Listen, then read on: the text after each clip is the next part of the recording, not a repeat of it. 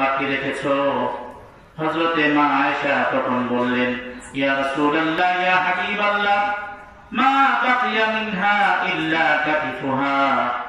রব্বুল আলামিন আপনার আমাকে তৌফিক দিয়েছেন, আমি এই বকরির সিনার অংশটুকু শুধুমাত্র রেখে দিয়েছি, আর বাকি সব টুকুন গোশত আমি গরিব দুঃখীদের মাঝে দান করে দিয়েছি। নবীজি এই কথা শোনার পরে মা আয়েশাকে বললেন, আয়েশা রে, বাকিয়া কুল্লুহা গায়রা কাতিফিহা।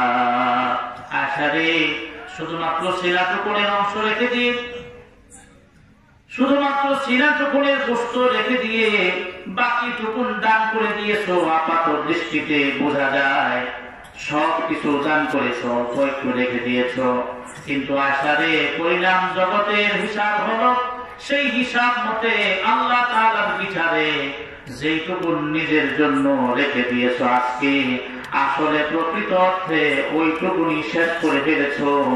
আর যেগুলি গরিব দুঃখীদের জন্য দান করেছো সেইগুলি পরকালের জন্য জমা করে রেখেছো।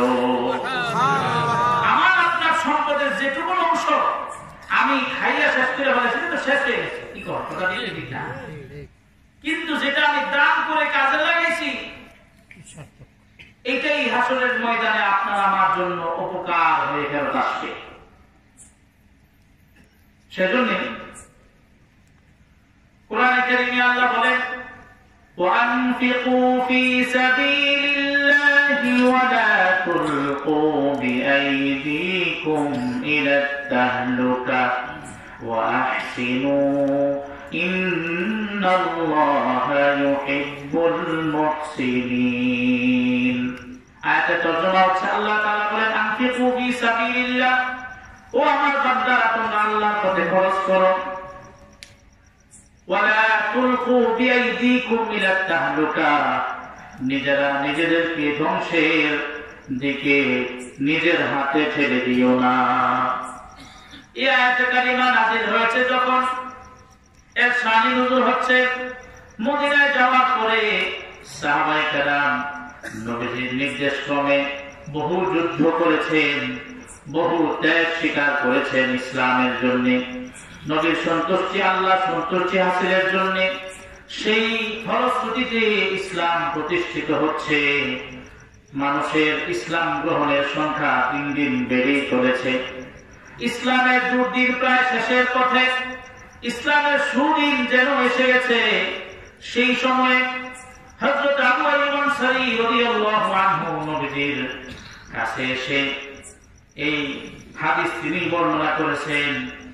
তিনি সহ আরো কয়েকজন নবীদের কাছে এসে আবেদন জানালেন, ইয়া রাসূলুল্লাহ, ইয়া হাবিবাল্লাহ, ইসলামের দুর্দিন তো প্রায় শেষ হয়ে গেছে, এখন তো ইসলামের সুদিন এসেছে, বহু যুদ্ধ করেছি, আমাদের বহু ভাই শহীদ হয়েছেন জিহাদের ময়দানে, আমাদের বহু মায়েরা বোনেরা নির্নিশ স্বামী হারিয়েছেন, বহু বোন স্বামীহারা হয়েছেন, বিধবা হয়েছেন, আমাদের বহু টাকা পয়সা খরচ হয়েছে জিহাদের ময়দানে, আমাদের অনেক ভাই আহত হয়েছেন, ব্যবসায় অনেক ক্ষয়ক্ষতি হয়েছে।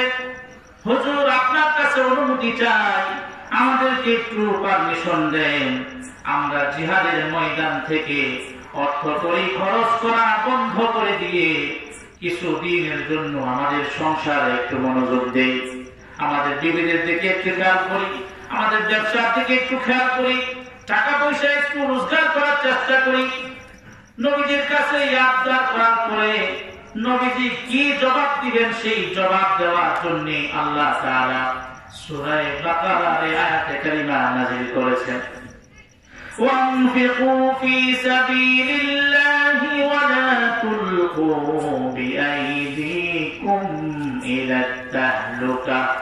আয়াতের অর্থ, আল্লাহ তাআলা বলেন, ও বান্দারা, আল্লাহর পথে আগে যেমন খরচ করেছো এখনো খরচ করতে থাকো। তোমরা আল্লাহর পথে খরচ করে নিজেদের সম্পদ অনেক কমে গেছে, ধ্বংস হয়ে গেছে মনে করো, আসলে এটা তোমাদের ধ্বংস না, এটা তোমাদের ক্ষয় না। তোমাদের ধন সম্পদ যদি আল্লাহর পথে খরচ করা বন্ধ করে দাও, এটাই হবে তোমাদের নিজেদের ধ্বংস করার মতো। কারণ আল্লাহ তাআলা বলেন, বান্দারা তোমরা যে সিদ্ধান্ত নিয়েছো এই সিদ্ধান্ত বাস্তবায়িত হলে কি হবে? নিজের হাতে নিজেদেরকে ধ্বংসের দিকে ঠেলে দেওয়া হবে। এই জন্য আল্লাহ বলেন, লা তুলকু বিআইদিকুম ইলা তাহলুকা। নিজেরা এই যে সিদ্ধান্ত নিয়েছো এই সিদ্ধান্ত বাস্তবায়নের মাধ্যমে নিজেদেরকে নিজেদের হাতে ধ্বংসের দিকে ঠেলে দিও না। এই আয়াতের তাফসীরের মধ্যে এই হাদিসগুলো আসছে। তো এখানে আল্লাহর নবী সাল্লাল্লাহু আলাইহি ওয়াসাল্লাম যখন এই আয়াত পাইলেন তখন তিনি সাহাবীরা যে বিষয়ে আবদার করেছিলেন যে আমাদেরকে একটু রুখসত দেন, একটু ছুটি দেন, জিহাদের ময়দান থেকে আমরা যে লক্ষ লক্ষ টাকা খরচ করতেছি ওই দিক থেকে একটু মন ঘুরায় একটু সংসারের দিকে আমরা মনোযোগী হয়েছি, একটু ব্যবসা প্রতিষ্ঠানের দিকে খেয়াল দেই, টাকা পয়সা একটু জমাই, একটু কামাই করি, এক জায়গায় বসে একটু স্থির হই। নবীজি বললেন, এই যে আয়াত নাযিল হয়েছে আল্লাহ তাআলা তোমাদেরকে এই বিষয়ে পারমিশন দেন নাই, বরং আগে আল্লাহর পথে যেমন খরচ তোমরা অব্যাহত রেখেছিলে তোমাদেরকে সেই খরচ এখনো রানিং রাখতে হবে, বন্ধ করা যাবে না। বন্ধ যদি করো আল্লাহ বলেন তাহলে তোমরা নিজেদের ক্ষতি নিজেরা করলা। অতএব কারণে এই আয়াতের তাফসীর থেকে আমরা যেটা বুঝলাম সেটা হচ্ছে আল্লাহ তাআলা যে ধন সম্পদ দিয়েছেন আপনার আমার নিজে ভোগ করার পরে যা উদ্বৃত্ত থাকবে সেখান থেকে আমাদেরকে সাধ্যমতো আল্লাহর পথে কিছু খরচ করতে হবে। কথা ঠিক কি ঠিক না? একেবারে কিছুই খরচ করবো না, একদিন করবো যে দিন আমি কোটিপতি হব, সেই সময় তো আপনার আমার সামনে নাও আসতে পারে। কথা ঠিক কি ঠিক না? সেই সময় তো আপনার আমার সামনে নাও আসতে পারে। আপনি আল্লাহ কোরআনে কারিমে আল্লাহ তাআলা বলেছেন, এটা খুব আমাদের জন্য খুব সতর্ক বার্তা। সূরা মুহাম্মদের একেবারে সর্বশেষ আয়াত 26 পারা 9 নম্বর পৃষ্ঠা শেষের আয়াত একদম, সেখানে আল্লাহ তাআলা বলেছেন, হান্তুম হাউলাই তুদআউনা লিতুনফিকু ফি সাবিলিল্লাহ। হে ও সমস্ত লোকেরা যাদেরকে আল্লাহর পথে খরচ করার জন্য যাদেরকে ডাকা হয়, তোমরা তো ওই সমস্ত লোক, তোমাদের মধ্য থেকে যারা বখিলি করে, কৃপণতা করে, এই ধরনের বখিল যারা তারা আসলে আল্লাহর সাথে বখিলি করে না, এই ধরনের বখিলির মাধ্যমে, কৃপণতার মাধ্যমে, কিপটামির মাধ্যমে নিজেরাই নিজের সাথে কিপটামি করে। আল্লাহ তাআলা বলেন, ওয়া ইন তাতাওয়াল্লাউ ইস্তাবদিল কওমান গায়রাকুম সুম্মা লা ইয়াকুনু আমসালাকুম। আমার ভাইরা আল্লাহ বলতেছেন, বান্দারে দান করার জন্য তোমাদেরকে সামনের দিকে ডাক দিলে তোমরা যদি পিছন দিকে ফিরে চলে যাও, তাহলে আল্লাহ তাআলা বলতেছেন যে আমি তো তোমাকে সম্পদ দিয়েছিলাম, এখন আমি বলতেছি কিছু টাকা এনে দিয়ে যাও। এখন আপনি বললেন যে আজকে সময় নেই, আজকে আমার সুযোগ নেই। এখন আল্লাহ বলতেছেন যদি এমন করো তাহলে এই সম্পদ তোমার হাত থেকে ছিনিয়ে নিয়ে আমি আরেকজনের হাতে দিয়ে দিব। ওয়াইন তাতাওয়াল্লাউ, যদি তোমরা পৃষ্ঠ প্রদর্শন করো, যদি ফিরে যাও, ইস্তাবদিল কওমান গায়রাকুম, তোমাদেরকে ছাড়া অন্য আরেক কওমকে পরিবর্তন করে এই দায়িত্ব দিয়ে দেব, সম্পদের মালিক বানায় দেব। সুম্মা লা ইয়াকুনু আমসালাকুম, এরপরে তারা আর তোমাদের মতো কিপটামি করবে না। তারা আল্লাহর পথে খরচ করার জন্য আমন্ত্রণ পাইলে, আহ্বান পাইলে তারা সাধ্য অনুযায়ী খরচ করবে। আল্লাহ তাআলা কোরআনে কারিমে এজন্য বলতেছেন, ইন্নাল্লাহা আশতারা মিনাল মুমিনিনা আনফুসাহুম ওয়া আমওয়ালাহুম বিআন্না লাহুমুল জান্নাহ। নিশ্চয় আল্লাহ তাআলা মুমিনদের জান্নাত কিনে নিয়েছেন জান্নাতের বিনিময়ে। এই হাদিসের একটি ব্যাখ্যায় ফকিহ আবুল্লাহ সমরকন্দি রাহমাতুল্লাহ আলাইহি তিনি তার কিতাবের মধ্যে হাদিস উল্লেখ করে একজন বড় বুজুর্গ আব্দুল ওয়াহিদ নাম, তিনার ঘটনাটি উল্লেখ করেছেন। ফকিহ আবুল্লাহ সমরকন্দি রাহমাতুল্লাহ আলাইহি তার কিতাব তামরিহুল গাফিলিনের মধ্যে এই ঘটনা উল্লেখ করেছেন। সেখানে বর্ণিত হয়েছে এই আয়াত তেলাওয়াত করে যুদ্ধের জন্য প্রস্তুতি নিচ্ছিলেন আব্দুল ওয়াহিদ নামের এক বুজুর্গ। সেই তাবিঈদের জামানার কাছাকাছি লোকের, কাছাকাছি জামানার মানুষ।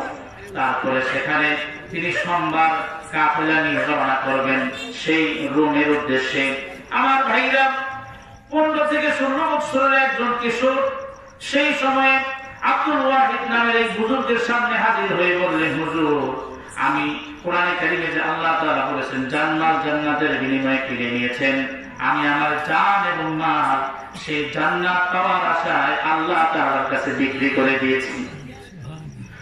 ওই ফকির বলতেছেন, বাবা তুমি বাচ্চা মানুষ, অল্প বয়স, তোমার মাথা ঠিক আছে কিনা বলো। বলে, হুজুর অবশ্যই মাথা ঠিক আছে। বললেন, তুমি তো ধৈর্য ধরতে পারবে না। তিনি বললেন, ওই বাচ্চা বলেন, হ্যাঁ অবশ্যই আমি ধৈর্য ধরতে পারবো।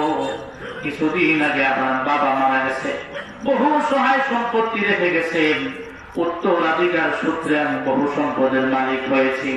আমার ভাইরা শেষ পর্যন্ত প্রথম দিকে ইচ্ছা না থাকলেও ওই যুদ্ধের যিনি আমি তিনি তাকে অনুমতি দিলেন বাচ্চাকে সাথে নেওয়ার জন্য। বাচ্চা নিজের জন্য একটা তরবারি আর প্রয়োজনীয় কিছু খাবার আর একটি ঘোড়া, এই সম্পদগুলি নিজের জন্য রেখে দিয়ে বাকি সহায় সম্পত্তি, উত্তরাধিকার সূত্রে পাওয়া সব সম্পদগুলি জিহাদের জন্য আল্লাহ রাস্তায় মুজাহিদদের কাছে সমর্পণ করে দান করে নিলেন। যুদ্ধের জন্য প্রস্তুত হয়ে গেলেন। পথের মধ্যে যার পর নাই সেবা করলেন, এই বালকটি সকলের সেবা করেন। সবাই যখন ঘুমায় পড়ে বালক তার পাহাড়দারি করে এই যুদ্ধের কাফেলার জন্য যার পর নাই পরিশ্রম করে সেবা দিয়ে দিয়ে যুদ্ধের জায়গা পর্যন্ত হাজির হয়ে গেছে। আমার ভাইরা, এই বালকের সব স্থাবর স্থাবর আল্লাহ সন্তুষ্টির জন্য দান করে দিয়ে যুদ্ধের ময়দানে হাজির হয়েছেন। যুদ্ধ শুরু হবে। এক পর্যায়ে এই বালক দৌড়ে এসে ওই হুজুরের সামনে হাজির হয়ে বলেন, হুজুর আমি বড় পেরেশান, আমি আর ধৈর্য ধরতে পারতেছি না। হুজুর বললেন, কি হয়েছে তোমার, বলে বলো। তিনি বলেন, হুজুর আমি তো ঘুমাইতে পারছিলাম না, হঠাৎ করে আমার চোখে একটু ঘুম এসেছে।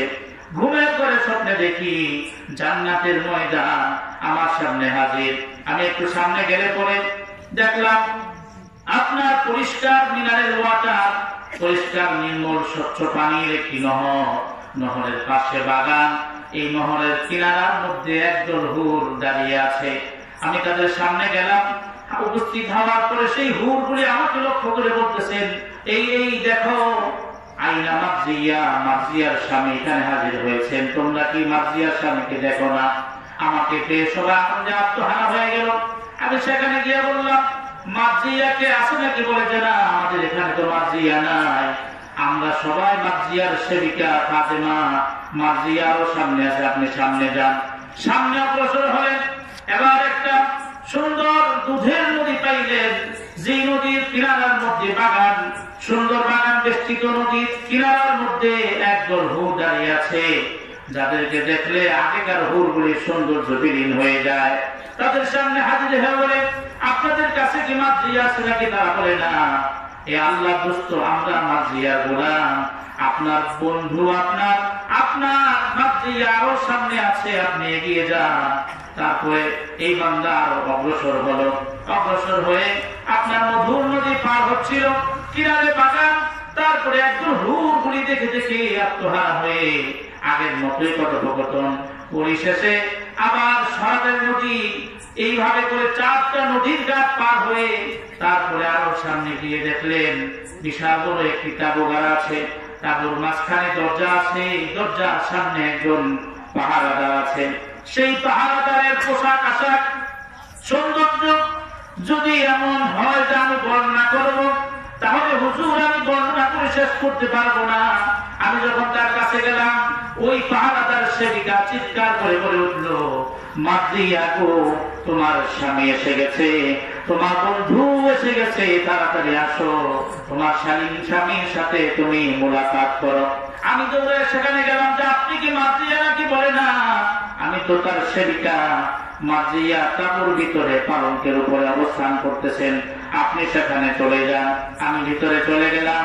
তারপরে আমার সেই হুর যাকে আমাকে দেওয়া হবে, সেই হুর আমাকে দেখার জন্য খাট পালঙ্ক থেকে নেমে আমার দিকে অগ্রসর হলেন আর বললেন, এ আল্লাহর দোস্ত, আল্লাহ রাব্বুল আলামিন আপনাকে আমার স্বামী হিসাবে জান্নাতের বাড়িতে কবুল করেছেন। মানে সুবহানাল্লাহ। এবার সেই ব্যক্তি সৌন্দর্য দেখে নিজেকে স্থির রাখতে পারে না, তার দিকে এগিয়ে যেতে চায় আলিঙ্গন করার জন্য। মার্জিয়া বলে, স্বামী গো, আপনার হায়াত এখনো কিছুটা বাকি আছে, আপনার দেহের মধ্যে এখনো দুনিয়ার রূহ বিরাজমান আছে। এই জন্য এই অবস্থায় থাকলে তো আপনার সঙ্গে মোলাকাত করা সম্ভব না। কিন্তু আপনি কষ্ট নেবেন না, ব্যথিত হবেন না। আজ রাতে আমাদের সাথে নাস্তা করার ফয়সালা আল্লাহ তাআলা করে রেখেছেন, বলেন সুবহানাল্লাহ। এই বিবরণ দিচ্ছিলেন, বিবরণ শুনতেছিলেন এই কাফেলার প্রধান তিনি বিবরণ শোনা শেষ করতে পারলেন না। এমন সময় একদল শত্রু বাহিনী তাদের উপর আক্রমণ করলো।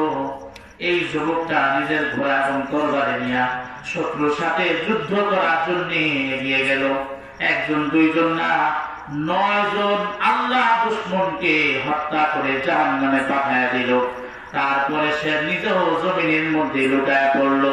এই কাফেলার আমির হুজুর সাহেব দৌড়ায় তার কাছে গেল, বাবাজি তুমি তো পড়ে গেলে, তোমার কি অবস্থা? বলে, হ্যাঁ, আমি আপনার কাছে যে ঘটনার বিবরণ দিয়েছিলাম, আমার মনে হয় সেই ঘটনায় পৌঁছতে আমার আর বেশি সময় বাকি।